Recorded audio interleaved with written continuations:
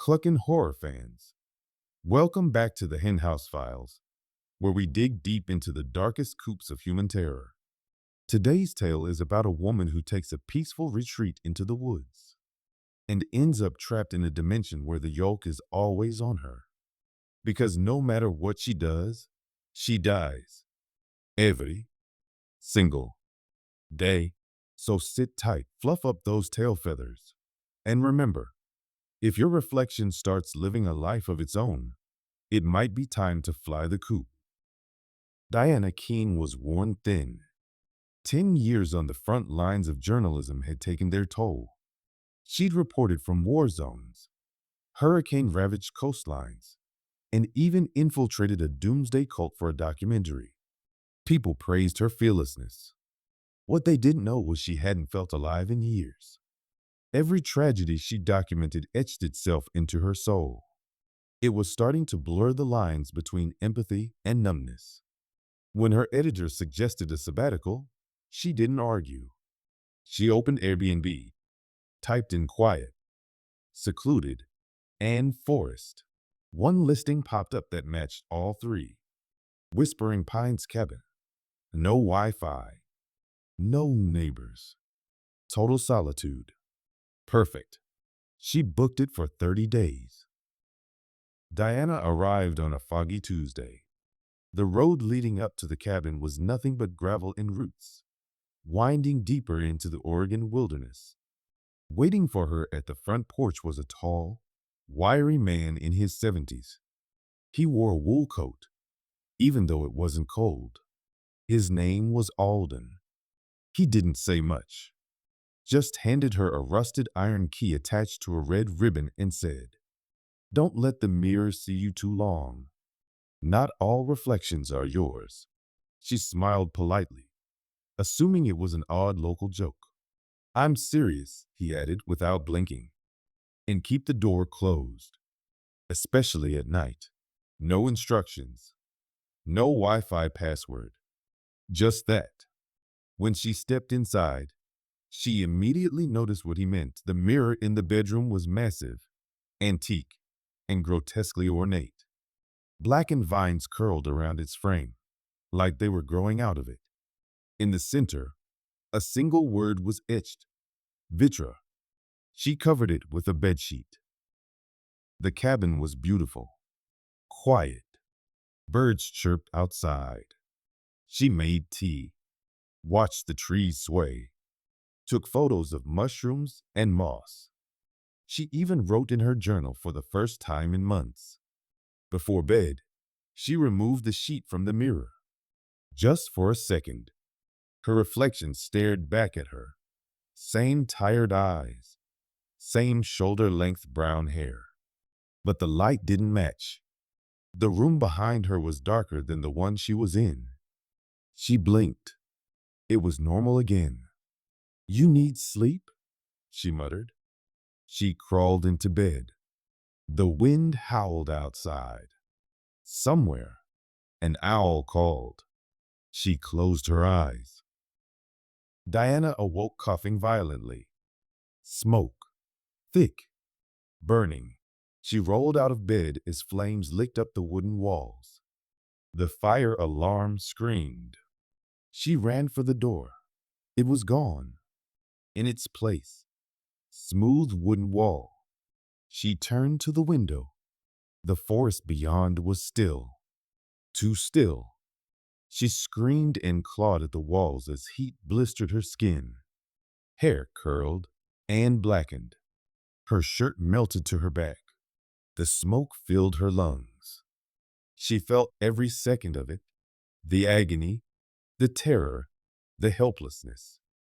When the roof collapsed and crushed her spine, the world went black. She woke up in bed. No burns, no pain, just the mirror, uncovered again. This time, she didn't scream. She whispered, "What the hell?"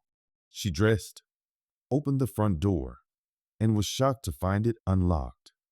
Outside, the sun hung low and orange, but there were no birds, no wind, She walked. Something drew her toward the woods.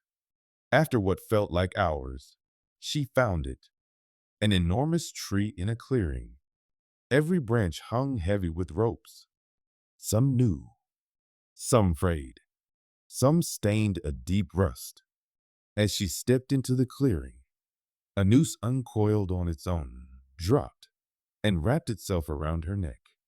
She tried to scream, but was hoisted into the air, kicking, clawing, eyes bulging. The world faded as her vision tunneled into blackness. Back in bed.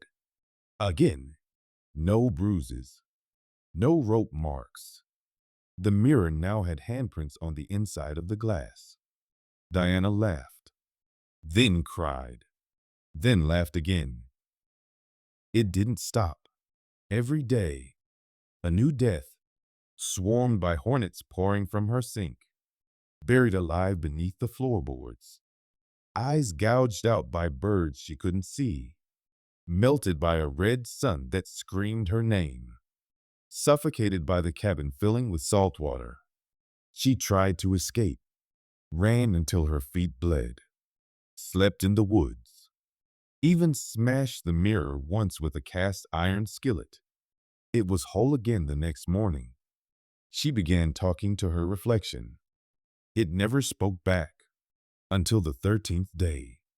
"I'm not you," it said.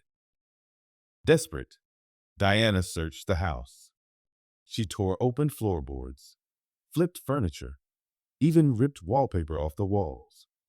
Behind the mirror, she found it, a hidden door, flush against the wall.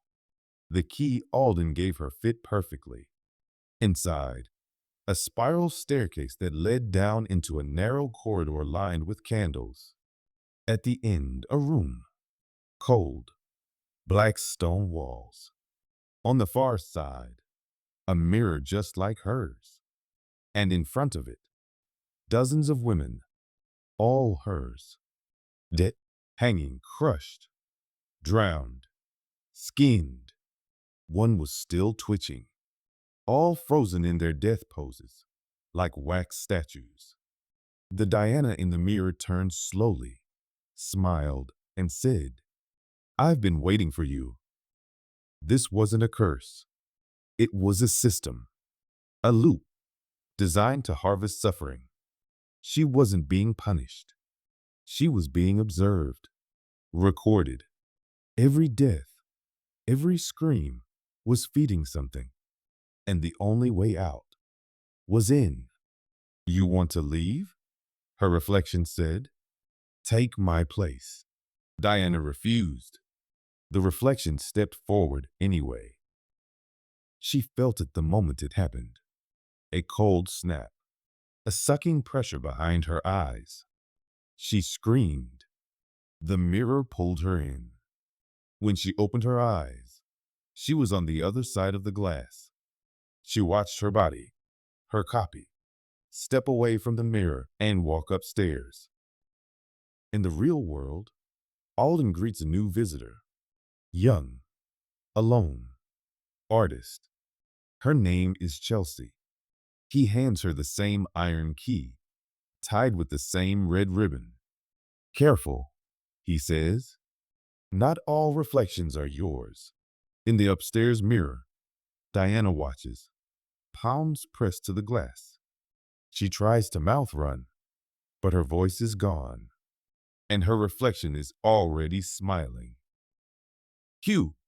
Now that's what I call extra disturbing. I guess you could say Diana really cracked under pressure. Remember, if you ever find a mirror that watches you back, just peck your way out of there. This has been the Henhouse Files, where the nightmares are always sunny side down.